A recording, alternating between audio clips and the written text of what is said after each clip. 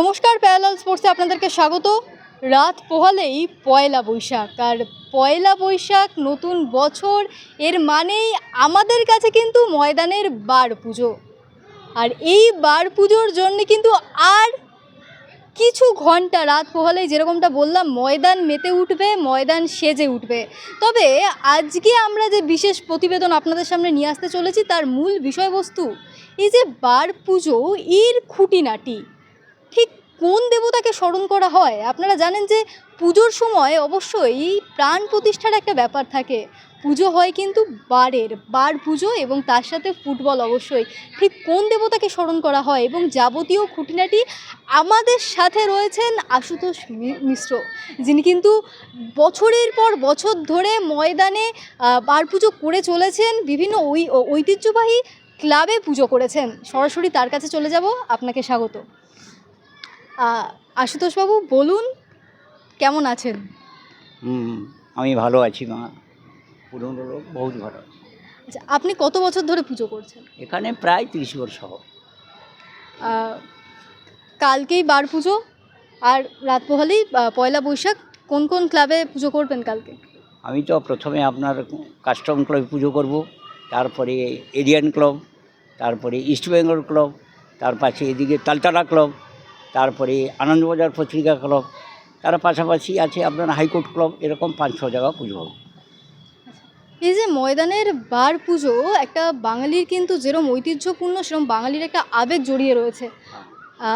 আপনি বার পুজোর বিশদটা যদি একটু বলেন। ঠিক আমরা বেশ অনেক পুজো রীতিনীতিটা জানি, কিন্তু এই যে বিশেষত এই বার পুজো, যখন পুজোটা হয়, এর নিয়মটা কি থাকে? এই নিয়মটা বিশেষ করে প্লেয়ারদের সেফটির জন্যে। যেরকম প্লেয়ার সেফটি থাকবে, অ্যাক্সিডেন্টালি কেস না হবে, মা কালী যেরকম উনুকে ভালো রাখবে, এই নিয়ে আমরা বেশি পুজো করি। কোন দেবতাকে স্মরণ করা হয়? স্মরণ করা হয় এখানকার তো অধিষ্ঠাত্রী দেবী কালীমাকে বিশেষ করে আমরা স্মরণ করি। এই মা কালী। যখন পুজো করেন ক্লাব কর্মকর্তা, ফুটবলারদের মধ্যে কতটা আবেগ দেখতে পান?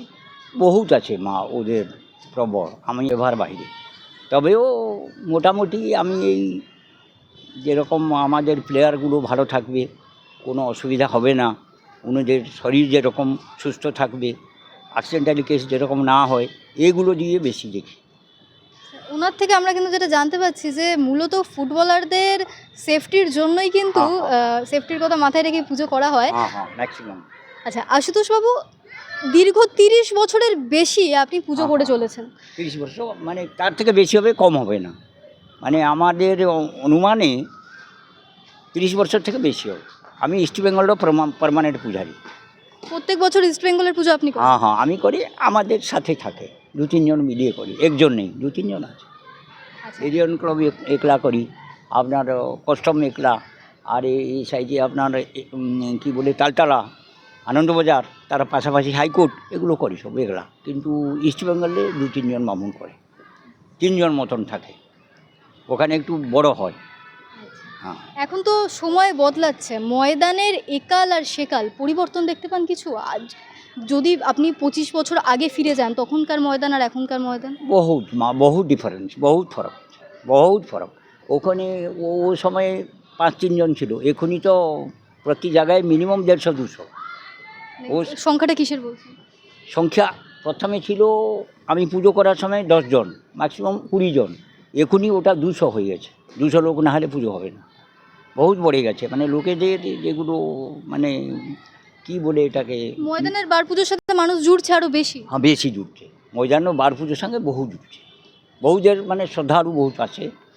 আমার কাছে টিপ নেয়, প্রসাদ পায়, সুতো ফুটো বাঁধে, আর ঠাকুরকে ডাকে, বার পুজো হয়। বারকে ওই মা বলে ডেকে পুজো। আচ্ছা, লক্ষ্মী গণেশেরও পুজো হয়, আর কালীমার বিশেষ করে পুজো আমরা করি, আমরা যে শপথে। আপনি যেরকম বললেন যে ইস্ট বেঙ্গল ক্লাবে দীর্ঘদিন ধরে আপনি পুজো করছেন, এই যে তুলনামূলকভাবে ময়দানের বড় ক্লাবগুলো, সেখানে কি রীতিনীতি কিছুটা ভিন্ন হয়, নাকি যেহেতু বেশি সংখ্যায় লোক থাকে সেই জন্য কিছুটা আয়োজনে তফাৎ থাকে? না, প্রায় মাস এই পুজোর সবাইদের মানে থাকে, ঠাকুরকে ডাকার কীরকম করে আমাদের সেফটির জন্য বেশি পুজো হয়। যে প্লেয়ারগুলো যেরকম সেফটি থাকে, ক্লাব সেফটি থাকে, সেফটির জন্য ম্যাক্সিমাম পুজো আমরা যেইটুকু অনুমান করি। এই যে খাওয়া দাওয়াই হয়, ভালো ধরনের খাওয়া দাওয়া হয় সব জায়গায় এভরি জায়গা খাওয়া দাওয়া। ইস্ট বেঙ্গলে তো ভালো ধরনের প্যাকেট ফ্যাকেট আছে, আমার কাস্টমার আর তার থেকে ভালো খাওয়া দাওয়া ভালো হয়। আমরা তো কিন্তু নিরামিষ লোক, আমরা তো খাই না, তবেও সব দিকে হয়, ঠাকুর আপনার দিকে বেশি। জীবিকা এটাই। আমার জীবিকায়, আমার এইটা জীবিকা, এই নিয়ে আমরা চলি। আজকে নেই আমার সংসার চলে দেখি। হ্যাঁ, আমি এইখানে পাশে থাকি, 6 গোবিন্দ সরকার লেন, এই আমার পিছনে, এই মাঠেটার কাছে। তাহলে কালকে তো মানে বেশ অনেকটা চাপ পড়বে, কিভাবে ম্যানেজ করেন? অনেকটা ওই মা দয়া। যখন এক একটা ক্লাব থেকে ফোন আসে যে না এবার আমাদের এখানেই আসতে হবে, তখন হ্যাঁ, ওই সময় তো ওইগুলো একটু মেনটেন করে হাত পায়ের ধরে আমাদের হিসাব থেকে একটু বিনম্র ভাব করে। আমি এডুকেটেড, অনএডুকেটেড নেই, তার জন্য একটু বিনম্র ভাব হয়ে যায়, তো আমার জন্য কিছু বলে না। আর বিশেষ করে আপনাকে বলবো কি, এর মাধ্যমে তো বলা যাবে না, মুড তো ঠিক থাকে না লোকেদের, আর একটু ফাংশন সময় একটু অফ মুডে বহুজন থাকে, তবেও কিছু নেই। আমাকে দেখে সব কেন মিঠা কথা আর নিন্দা করবো, আমি যখন যাই। একটা চাপ থাকে তাই। হ্যাঁ হ্যাঁ হ্যাঁ, তাই জন্যে আমরা সবসময় সরেন্ডার বাবু, আমরা পাচ্ছি না, ঠাকুর আপনাকে ভালো রাখে, ভালো থেকো। দর্শক বন্ধুরা, আপনারা শুনলেন, চেষ্টা করলাম বার পুজোর খুঁটিনাটির কিছু দিক আপনাদের সামনে তুলে ধরতে। এই যে পয়লা বৈশাখ এবং ময়দানের বার পুজো, এটা কিন্তু সত্যি যে বাঙালির কাছে একটা আবেগ, তার জীবন্ত উদাহরণ কিন্তু এটাই। আশুতোষবাবুকে ধন্যবাদ আমাদেরকে সময় দেওয়ার জন্য। আমরা কিছু তথ্য হয়তো পেলাম।